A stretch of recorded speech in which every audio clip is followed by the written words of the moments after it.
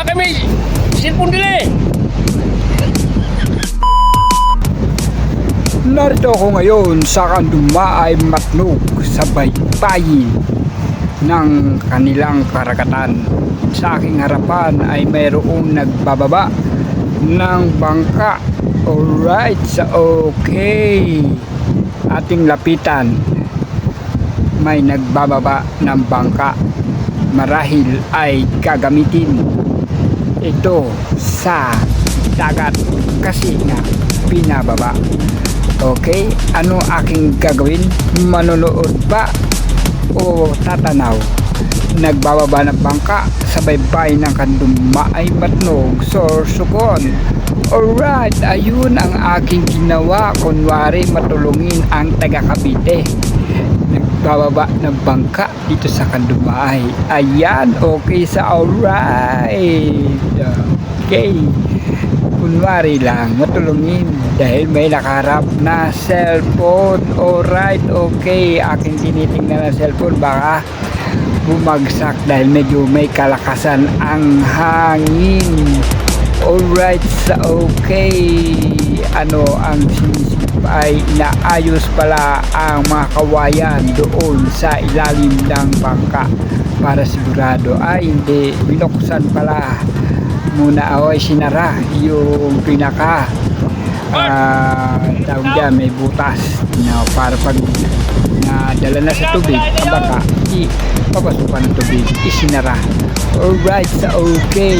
Ayan, balik ko nagmamadali ang taga Cavite. Alright, good, so alright. Dumating ang may ng bangka na pinaglalagyan ko ng cellphone at anong ginawa niya? Okay, napasayaw tuloy siya. Alright, so okay, good, so right. Ayan, okay. Akin pong pupuntahan at may sumigaw. Hoy, may cellphone dyan. Sumigaw ang ali. Sabi niya, oo nga ne. Kukunin ko na lang kasi tiyak. Babahan niya rin ang kanyang bangka. Diba? Alright, so okay. Good, so okay. Ayan ang ginawa ko. Eto na, nailagay na sa dagat ang bangka. Alright, good na good. Ayan, at yung isa ay nailagay na rin. Alright, dalawa na ang nailagay na bangka. Kung nga pala ay tinulungan ko yan pares dalawa. Kunwari mabait ang taga Cavite. At meron pang bangkang ibababa sa dagat. Ito yung pangatlong bangka. Okay, tutulungan ko uli. Kunwari ang taga Cavite matulungin. Kunwari lang kasi may cellphone.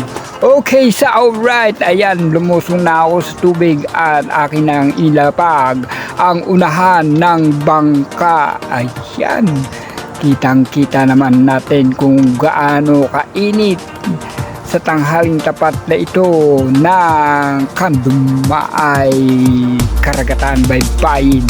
Okay, sa alright, good, nakatulong tayo.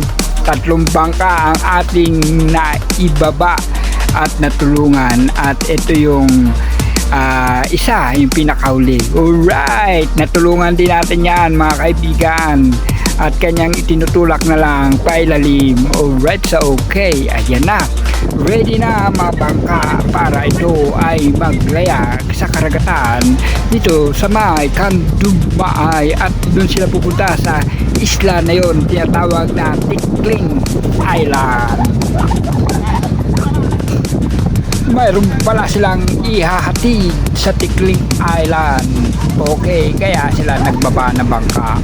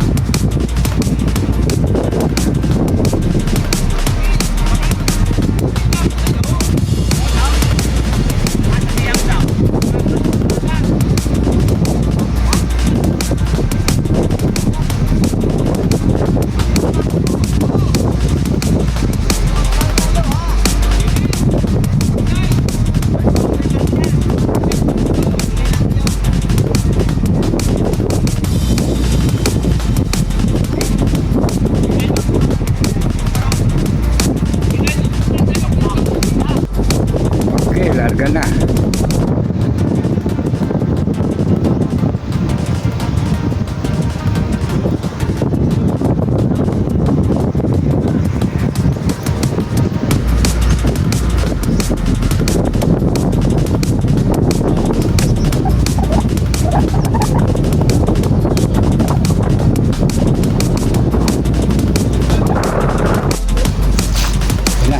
Okay na. Larga na.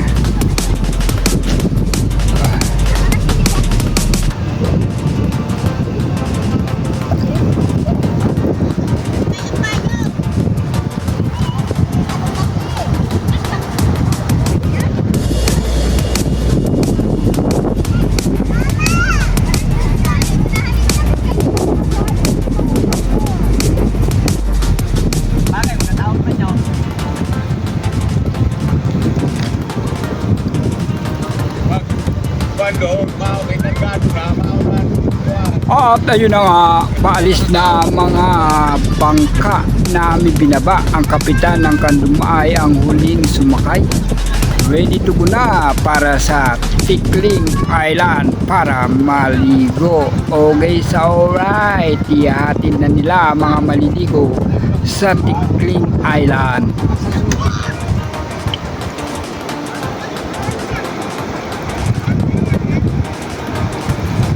Sila pala ay arkilado. Alright, good. At meron ditong dalawang kabataan na naliligo sa malinis at malinaw malakristal na tubig ng Kandumay Beach.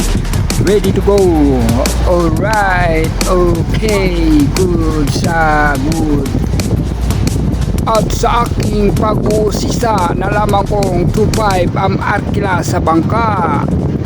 Kapag mayroon pong pupunta ng Tikling Island, ilan man yan o gaano karami, 2.5 ang arkila sa kanila. At kanila muna tinitikin ang bangka at hindi pinapandar ang makina dahil sa mababaw at bahura nga pala dito.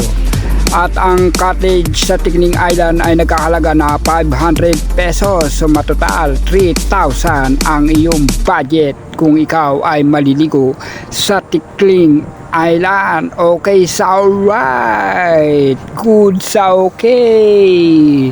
Tikling Island ang kanilang destinasyon. Babus.